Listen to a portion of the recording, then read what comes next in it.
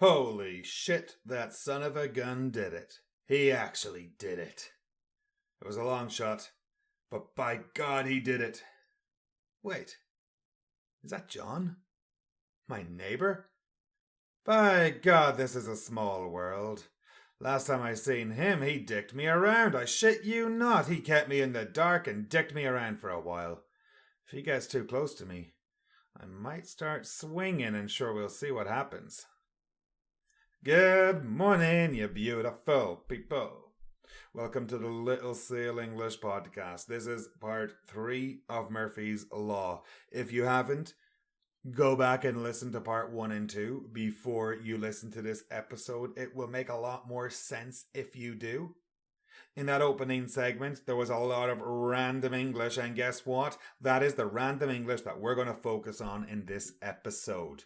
In this episode, we talk about layovers. We talk about Chicago or Chicago. We talk about delays. We talk about how when you're Irish, it is a very, very small world. I talk about a long shot, music to my ears, to start swinging. That has many meanings. To be kept in the dark, to shit you not, to dick around, a long shot, and a son of a gun. So everyone, grab a pen and paper, grab a coffee, grab a beer, grab a joint, sit back, relax, and get ready for Murphy's Law Part 3. Here we go. In part 1 and part 2 of this story, I explained how I was on my way home to Ireland for Christmas. First, I went to Vancouver and had a horrible sleep. Then I was woken up very rudely by a woman, and I may have lost my cool with her. And now we're here. Part 3 of Murphy's Law. And the title of this episode is Ronan Visits Chicago, folks. Remember, Murphy's Law is basically everything that can go wrong will go wrong.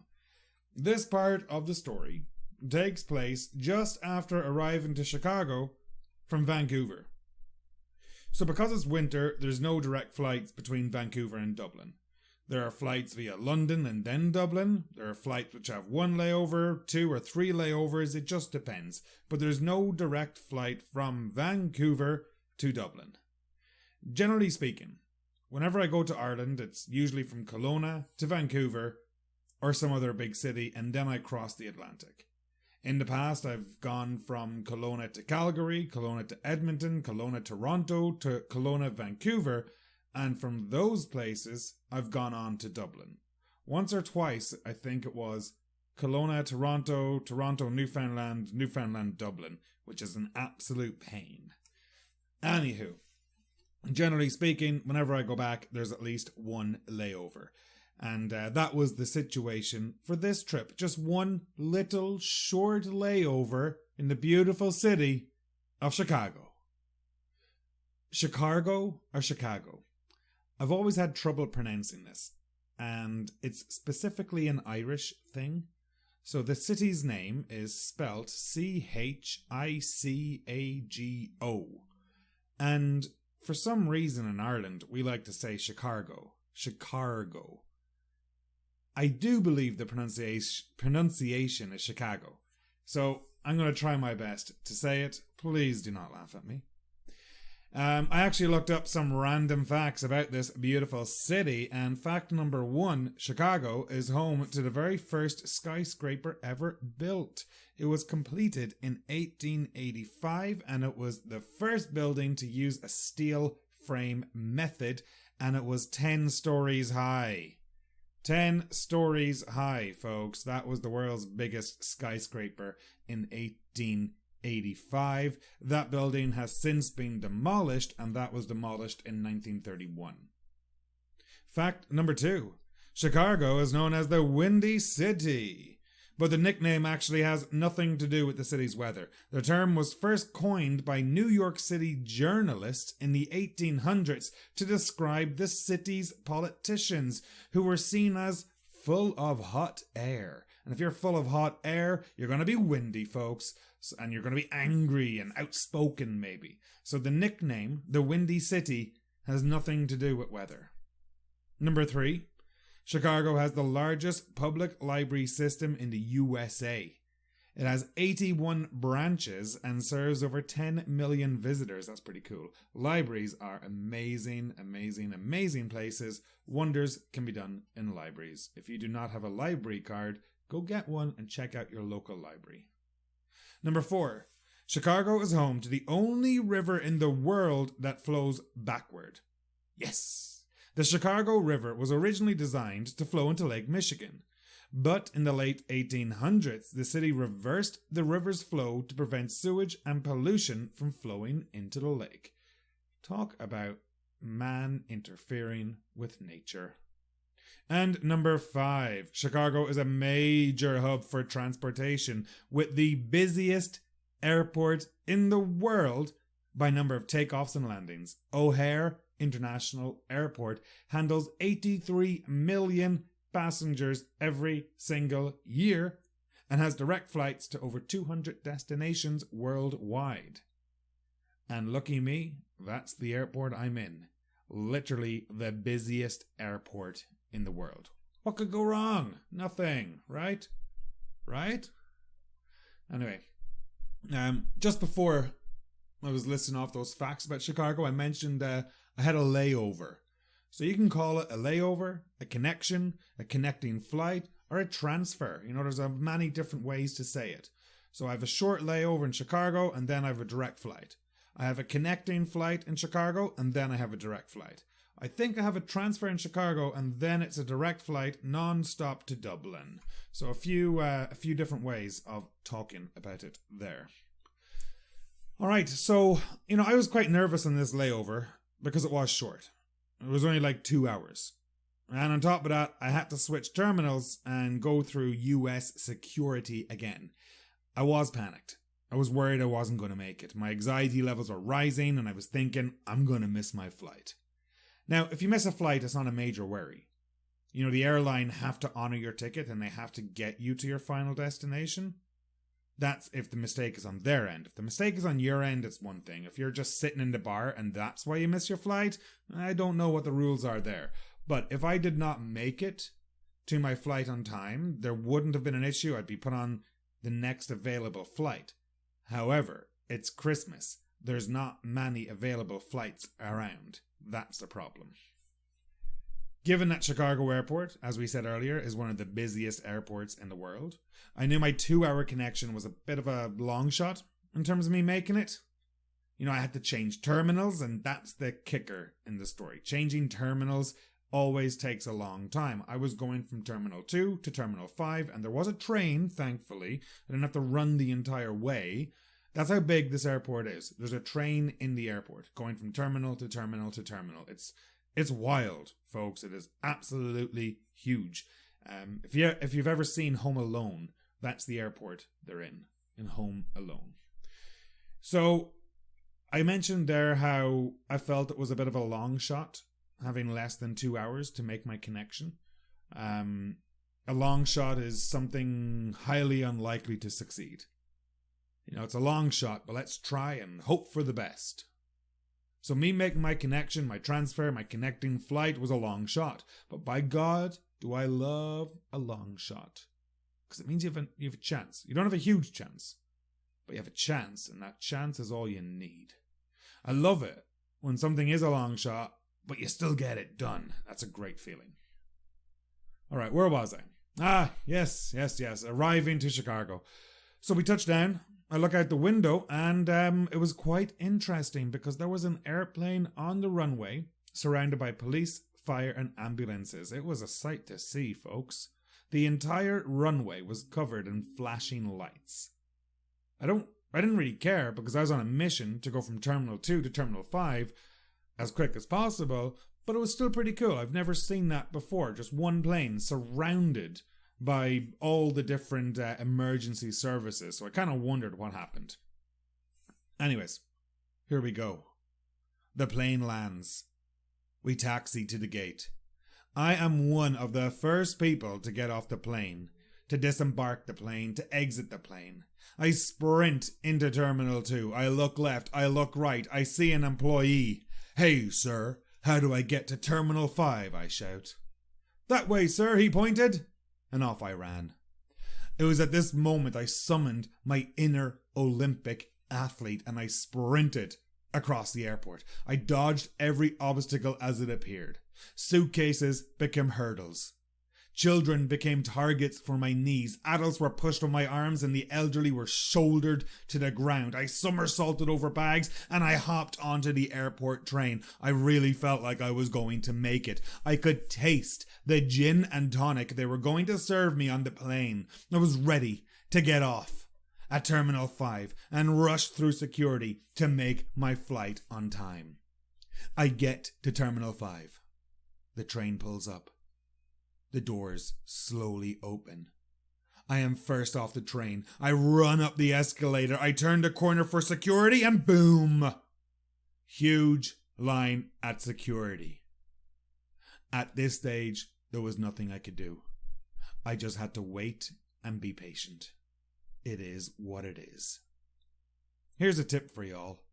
Do not fuck around in airport security lines. There's generally little to nothing you can do to make it go faster. Furthermore, I was now in the USA, and they are a very policed country there. They are a country that takes airport security far more seriously than most other countries, rightfully so, given their history. I log into the Wi-Fi at the airport and got a text from my dad. My flight was delayed by 20 minutes. Music to my ears. Absolute music. You know, if something is music to your ears, it means you just received some really, really, really good news. Something happened and you couldn't be happier. We generally use a phrase in response to some good news that we hear. That is music to my ears, or that was music to my ears. And sometimes we don't even say that. We just use the verb be. Or we don't even use the verb be. We just say music to my ears. Imagine you're in college and you have an essay coming up and, you know, you're pretty stressed about it. And then the professor decides to give you an extension for your assignment. That's when you can say, music to my ears. Another thing you should do is go back and listen to the part where I arrived at the airport. It's super important because notice the grammar I used. It was mostly in the present tense. Why? Well, I think I've spoken about this before in my podcast, but when you're telling a story and you want to be super engaging, we generally use the present simple. We use the present simple as it really helps the listener, you, build a vivid picture of what I'm saying. It includes you more and generally speaking gets you more invested in what the speaker is saying. So if you're going to tell someone an anecdote or a story, don't be afraid to mix in some present tense in your story, especially for the exciting parts. Back to my story. I got the text from my dad. I read the flight was delayed by 20 minutes. I was incredibly happy, able to breathe again. It made me feel optimistic about making my connection, about making the final leg of my journey. I get through security. I get to my gate with 1 or 2 minutes to spare. Phew! I was all set to board. Then it began. Do you remember? At the start of this segment, I mentioned how I looked out the airplane window upon arrival and noticed how there was a plane on the runway that was surrounded by police, fire, and ambulance. Well, turns out that was a plane I was due to fly on. There was a hydraulic issue with the plane. What is a hydraulic issue, I hear you saying? No idea. I'm an English teacher, not a fucking aircraft mechanic. All I know is that a hydraulic issue is something serious enough to stop the plane from flying. To stop the plane from flying. This explained the 20-minute delay, which I was originally happy about, but little did I know what this issue really meant. That 20-minute delay was then increased by about an hour. You know, the person came on the intercom and said, "We're very sorry for the inconvenience, but flight E1 whatever is delayed by another hour." So, what do you do in an airport when you're on holiday mode when your flight's delayed by an hour? What Well, of course you go to the bar. Where else are you going to go? It's a fucking airport. I mean, you could read or something, but I had that holiday buzz. Remember holiday buzz or holiday mode in part 1 or 2? I can't remember which. Yeah, I'm still in that zone and I'm ready to just have a few drinks. And folks, this is where I can now talk about the benefits of being Irish. Now, I'm going to let you in on a secret. I don't know how you'll feel about it, but being Irish has many, many, many perks. For instance, we're all handsome or beautiful bastards. We're fucking hilarious. But most of all, we know how to make the best of a bad situation, probably because we've had so many bad situations in the past. When I'm in airports, I do enjoy playing the game. It's called Spot the Irish. And it's a game where I just look around the airport and try to identify other Irish people. Because let me tell you now, there are Irish people everywhere. For such a small country, we have a huge diaspora. That's a nice word, diaspora. And diaspora is just the people of your country who have left. So I'm a member of the Irish diaspora in Canada. And so any airport you go to, any town you go to, there's probably an Irish bar. And there's probably 1 or 2 Irish people lurking around. So I'm in the airport, I'm looking around, I get to the airport bar and I spot some Irish people. It did not take long. I go over, we have a tiny wee chat, and of course I sit down and proceed to have a drink or 2 with my newfound Irish friends. Give it 5 minutes and another person joins us who, guess what? Also from Ireland. 5 more minutes and we have a whole party going on. We got a table the length of the bar just full of Irish people in Chicago Airport. You know, we're all sharing stories of our travels. We're all trying to figure out who knows who and who is from where. And of course we are all buzzed and excited because we're flying home for Christmas, and you can't beat a Christmas in Ireland. You really can't. It's the best thing ever. Now, I mentioned there how we were trying to figure out who is from where and who knows who. And that's a typical Irish thing. The most typical Irish question you're ever going to hear is, do you know blah blah from blah blah? Do you know Ronan from Sligo? Do you know John from Cork? Do you know Aoife from Galway?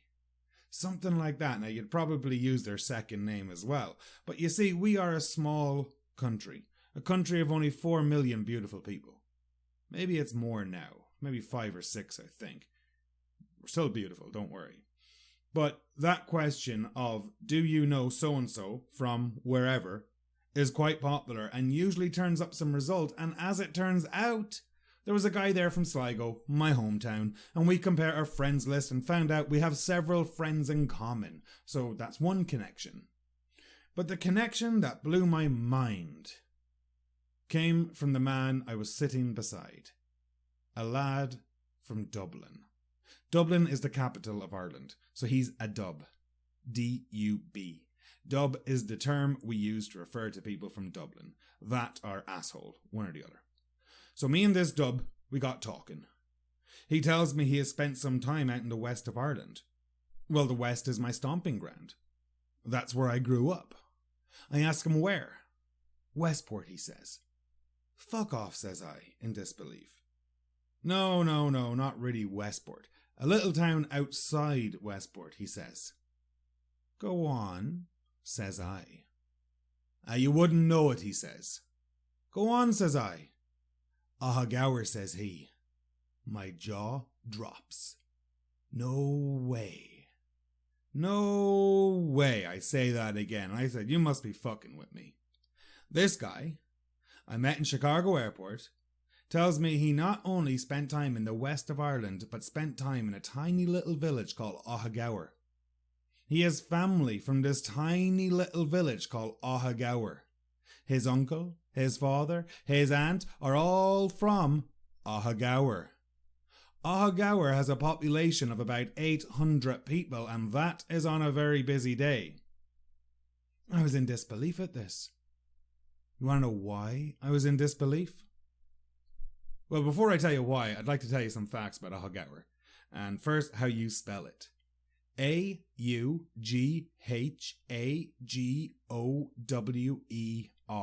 Aughagower. Gower. just so you can see why I was in such disbelief.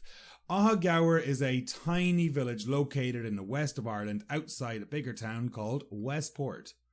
Ahagower's population is currently 800 people and at its highest was over 10,000 people. That is also crazy. Ahagower has 3 pubs, a shop, a post office and a church. Ahagower is a tiny, tiny, tiny remote village that not too many people know of. You may be asking yourself, why the fuck is Ronan talking about this tiny village that not even Irish people know of? Well, the simple reason is that this son of a gun who I just met in Chicago airport, his father, his uncle, his aunt are from where? Ahagower. My father is from Ahagower. My father and his uncle were best friends in school. And here we are, 2 strangers, happen to sit next to each other in a bar in Chicago airport. Neither of us live in Chicago, and we end up having very strong ties to a tiny remote village in the west of Ireland. It is a small world, folks. A small world. That is a beautiful idiom. And we use this when we're surprised at meeting a person, or discovering a connection in a distant place with a person. So for me, my father is from Ahagower, a tiny remote village in Ireland. I sit beside this man in Chicago and his uncle is from the same town. His uncle and my dad were best friends growing up. That's a small world.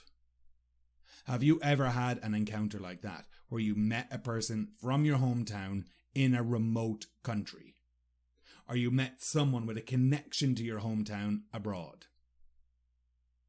When you're Irish, it's always a small world. We are a small country, but by God, we are everywhere. Anywhere you go, you will meet someone from Ireland. I shit you not, folks. I shit you not. We'll talk about that in a moment. All right, so where are we? In Chicago airport. The delays keep coming. People are getting notified via email, via text message or something. I'm not getting any notifications because I booked it through a partner airline. Future tip, do not book through partner airlines. And, you know, it was fun at first. We're sitting in the bar, we're having fun, we're all chatting. And then the 1 hour delay turned into 2 hours, turned into 3 hours, turned into 4 hours, turned into 5 hours. At this point, I couldn't afford to sit in the bar anymore. I mean, who the fuck can? It's an airport bar. Some of the girls there are getting emotional. They were drinking too much wine and then the tears start flowing. And I'm just like, no, fuck this. I'm dipping out of this. You know, it seems to be a common theme in my journey home. People getting too drunk in bars and just being annoying. So these chicks get too drunk. We're all getting pissed off. We're all at the end of our tether. We're angry. We're furious. We're not even sure what's happening. You know, we're being kept in the dark. You know, we were never told what was their plan. We were never told if we were going to have a new plane come in and take us, if we could hop on a different plane home. We were kept in the dark. I honestly thought there was one South African guy who was going to start swinging at people.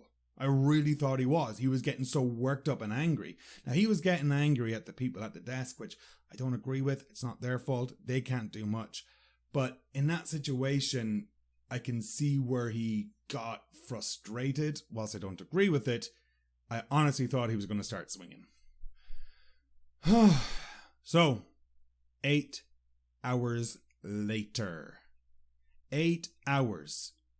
And then they come to us with another announcement and they say, we're going to put you up in a hotel for the night. The flight has been cancelled. No. After 8 hours of sitting in that fucking airport, they're now just going to put us up in a fucking hotel? They couldn't have done that 5 hours ago? I know what you're saying. Hotel. Amazing. Free hotel. But I did not care. I just wanted to get home at this stage. I was so pissed. I was tired. I wasn't happy. I was smelly. I felt gross. I hadn't eaten anything substantial. My patience was running thin. I just wanted to get home to see my wife and my family. It was shit. Once they cancelled our flight, everyone had to leave the departures lounge and get into a long queue to be put into a hotel. About 2 hours later, I get to the hotel. So this is like 10 hours after I arrive in Chicago Airport, and I'm only getting to a hotel now. You know, good news though. We got a $40 voucher for food. Hooray! Bad news. The fucking kitchen is closed. I shit you not, my friends. The kitchen closed like 1 minute after I checked into the hotel. We can order food to the hotel on like Skip the Dishes or one of those websites, but the $40 does not cover it because it's not hotel food. There was a tiny snack shop in the hotel, and I went to bed with a fucking Reese's cup in my belly. A Reese's cup is a tiny American candy of chocolate and peanut butter. I was livid. I was pissed. I was upset. I was emotional. I was smelly. I felt filthy. I was tired. I was overtired. I was cranky. I was not in a mood to talk to people. I had been on the road for like over 24 hours. My journey was only meant to take 17 hours. I was at the end of my rope. My patience wasn't running thin. It was gone. I got into my hotel room and I screamed. And it felt good. I got the pillow and I screamed into my pillow. I was that frustrated. First time I've ever done that. I'm not gonna lie, it will not be the last. It will do absolute wonders.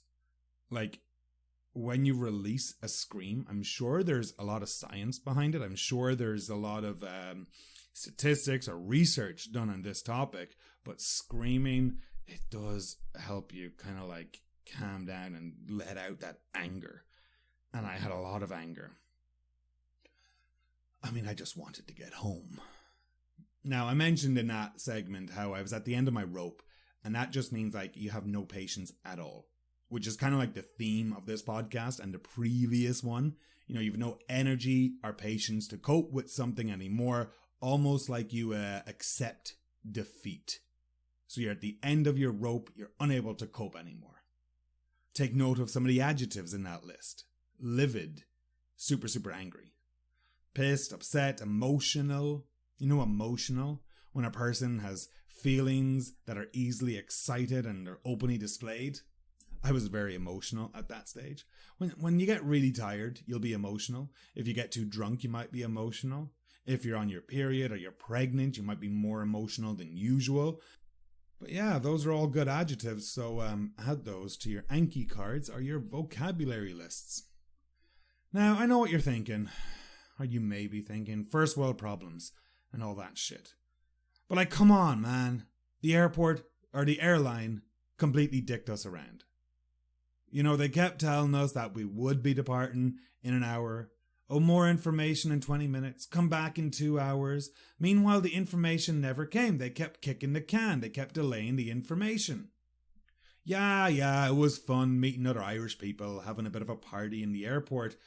That would have been fine if our plane actually left the fucking airport. I mean, I was on the phone for hours with the airline, trying to just secure passage home the next day. It took so long to get through to anyone. And when I did, I got my ticket.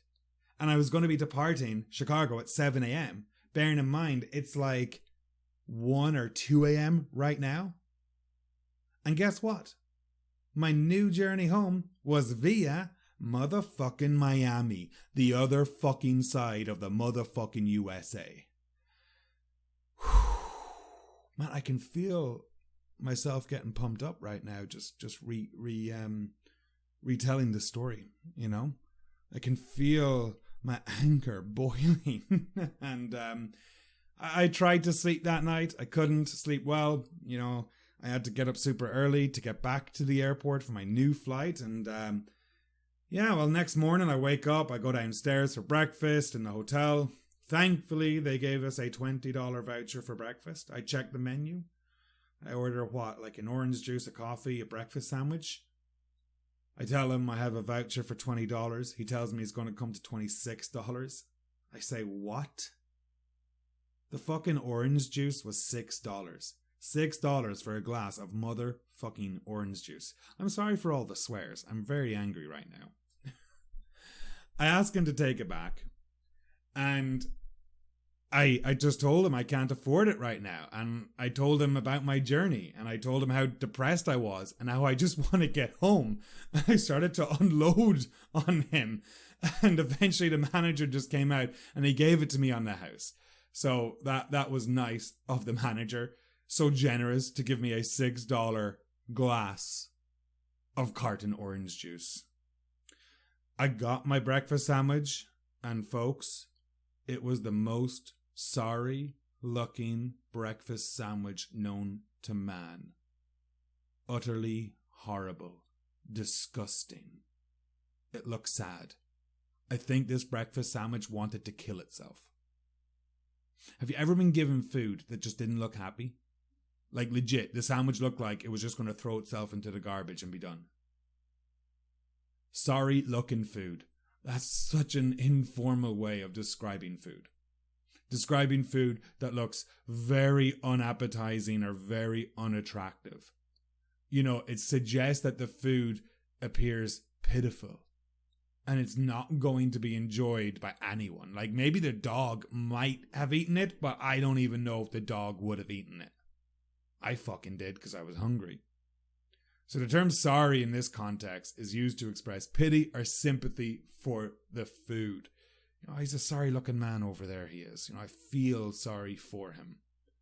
And I could say the same about my sandwich. That's a sorry looking sandwich. My heart goes out to the person that has to eat that sandwich. So, sorry looking food is a very colourful and informal way to describe food that is not visually appealing. You know, you're very dissatisfied. All right. Oh my God, we've been here 30 minutes? Jesus. All right, I'm going to focus on some of the English now, like getting to the teaching part of this podcast. And 7 phrases I'd like to talk about. Number 1, start swinging. 2, to keep you in the dark. 3, to shit you not. 4, to dick around. 5, a long shot. 6, son of a gun. And 7, a little bit more about It's a Small World, because I got another great story about that. So number 1, to start swinging. Yes, to swing has many, many meanings, my friends. To swing can be like at a playground when you're on a swing and you go from side to side. However, in this story, I wasn't referring to that type of swinging. I was referring to punching. And I was saying how there was a South African man, he was drunk, he was shouting at people, and it seemed like he was going to start punching people because he was angry. It seemed like he was going to start swinging. You know, you can just say he was ready to start swinging. He was ready to start throwing his hands. He was ready to start punching people. Have you ever been in a club and seen 2 people just start swinging at each other? You know, it's usually by surprise. Or like there might be 2 people who could be squaring up to each other. You know, they're facing each other in what appears to be anger. It's tense. You can feel the tension in the air. And then suddenly, one of them just throws a punch, and then the other guy throws a punch back, and then they really start 100% fighting. You can say, I was at the bar, and these 2 guys just started swinging at each other. Thankfully, he did not start swinging, as if he did, he would probably have ended up in jail, and you would accomplish very little if you just start swinging at a person anyways. Swinging, like I said, has many meanings. You can swing a bag in your hand from one side to the other. You can swing with your wife or your husband where you start fucking other couples. Swing, many, many meanings, folks. So look up, start swinging, and see what hits you get. The next one is to be kept in the dark. And it's an idiom. And it means that you are deliberately being kept uninformed and you're unaware of something. You know, it really suggests that it has been intentional and you're left out of the loop and you're excluded from knowledge or information that is relevant. So we all felt like we were kept in the dark. We felt that Aer Lingus knew this plane wasn't going to fly. You know, I'm sure the mechanic told them what happened, and as a result of that, and because they didn't relay the information, because they didn't tell us, I really felt like we were kept in the dark. You know, if you're at work, you know, this phrase can be used in relationships, business, politics, and personal matters. I felt kept in the dark about the company's financial situation. He was kept in the dark about his husband's affair for months, for example. The phrase does have negative connotations. You know, it does imply a lack of transparency and openness, and it can really lead to feelings of mistrust or betrayal. Collocations, to keep someone in the dark about something. Oh, I was kept in the dark about blah, blah, blah, blah, blah. My husband kept me in the dark about his debt. My wife kept me in the dark about her affair. Of course she did. It's a fucking affair. What do you expect? But to keep in the dark about. Another one is just to keep someone in the dark. And that's you. You know, I've been keeping him in the dark. I do not need him to know what's happening right now. You could also say to be left in the dark. That's another one. So I was left in the dark. I quit my job. I was so pissed off, I felt like I was left in the dark. Have you ever felt like you were kept in the dark about something? Have you ever felt that someone was keeping you in the dark? You know, they're not telling you something deliberately. That is to keep a person in the dark. I hate it. All right, to shit you not. This, oh my God, I love this one. I absolutely love this one. And it's a way of saying I am not joking. I am completely 100% serious. That is what this phrase means. I mentioned how I arrived to the hotel 10 hours after getting into Chicago airport. I'm hungry. I haven't really eaten much. I've had a few beers and that's it. The food was way overpriced and stuff. And I had a $40 voucher for the hotel kitchen. And I'm thinking, yeah, I'm going to get myself a steak. That's what I was thinking. And then I check in and the kitchen's closed. I shit you not, the kitchen's closed. It's like something that you might seem unbelievable, something you might not believe is true. But I shit you not, folks, that kitchen was closed. Yeah. We often use it to add emphasis to a statement or a story like a tag. You know, like, I saw a UFO last night, I shit you not. You can use it at the start of the sentence. I shit you not, I really did win the lottery last week. And that's just letting a person know that you are telling them the 100% truth. So you can use it at the start. I generally use it at as a tag, you know, at the end of a sentence or a statement. It's like, I don't know, I'll be giving exam results to my students soon. And I'm going to be like, yo, man, you failed. I shit you not. You're going to repeat the semester. Although I'm not going to say it like that. Let's be honest. That's how you get to lose your job. All right, moving on to dick around. So it's very offensive. It's very vulgar. I personally love it. And it refers to when someone is deliberately wasting your time. You know, they're behaving in a foolish or aimless way or unproductive manner. And they're like, you feel they're wasting your time. That is to dick you around. It is, of course, not suitable for the workplace or job interviews or something. But I used it in my story like the airline were dicking us around. You know, they kept saying that you're going to leave in an hour. Your flight will leave in 20 minutes. Or come back in an hour for us. Or something along those lines. So they were dicking us around. They were not being productive. They were not being helpful. I felt like they were wasting our time. They were not giving us a straight answer. So to dick a person around is very negative. It means you're wasting a person's time. And you're behaving in a foolish or aimless or unproductive way. If you're at work and you're not working very hard, your boss might come in and say, quit dicking around and do some work. That was something that one of my old bosses would say. I used to work at a garage. I've had many jobs. And in the garage, the language is quite vulgar, as you can imagine. You know, you're working on cars, you're getting filthy, all that sort of stuff. There's a phrase to swear like a trucker. And my boss definitely swore like a trucker, 100%. And he'd come in, oh, look at you three all dicking around again. Get the fucking work. It's like, what the fuck am I paying you for? Quit dicking around and shit. So he would say it in a lighthearted way, but you could use it in a serious way too. You know, if you don't stop dicking around, you're fucking fired. So if you don't stop wasting time or being unproductive, you're fucking fired. Dick around. Love it. I mentioned a long shot, how it's unlikely that something will happen. You know, winning the lottery is a long shot, but I still bought a ticket just in case. Do you do the lottery? You know it's a long shot that you're going to win, right? You know it's like virtually impossible. The Rugby World Cup is on this year. Ireland are currently world number 1. However, I believe it's a long shot that we'll win the tournament. I believe it'll be a very long shot. We have a terrible history in Rugby World Cups. Terrible, terrible history. And terrible history for big games. This Irish team is special, but I still believe it's a long shot that we win. I'm jaded. I've been an Irish rugby fan for a long time, and I've seen some terrible defeats when we shouldn't have. So for me, I believe it's a long shot. All right. Son of a gun. Yeah. Son of a gun. You could also say, son of a bitch. Doesn't make a difference in this case.